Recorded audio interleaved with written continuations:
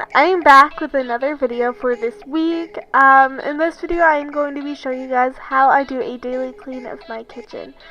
Right now I'm just throwing away empty boxes that are just laying around on the counter that need to be gone.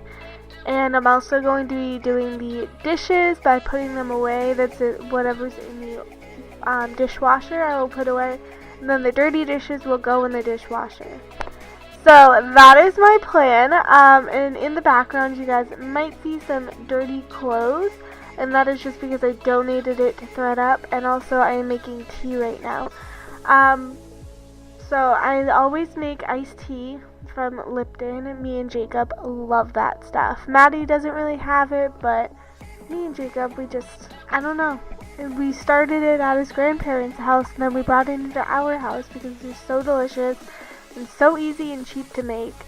It's so much cheaper than actual like Pepsi or, you know, anything like that. So here I am just unloading the dishwasher and making sure that there are no like dry spots or anything like that on the dishes. I don't know about you guys, but I always have issues with dishwashers coming out with spots on them. I've tried like 2 different kinds of Tide Pods to put into the dishwasher. I've tried Cascade dishwashing detergent. I've tried the Jet Dry. I don't know what it's called, but it's like the Rinse Aid agent. That's what it is. And even that, like, it still comes out with spots. I don't know if that's just how all dishwashers are, but it's really annoying. But here I am just wiping it away. The spots normally go away whenever you wipe it because it like dries it off, and I think it's just like hard water stains. And we can't really do anything about that because we live in an apartment, so we can't buy like any expensive, you know, water softeners, which I know that people do when you have your own house. Eventually we will have our own home, so that's when we will, you know, invest in that. But as an apartment, there's really nothing you can do.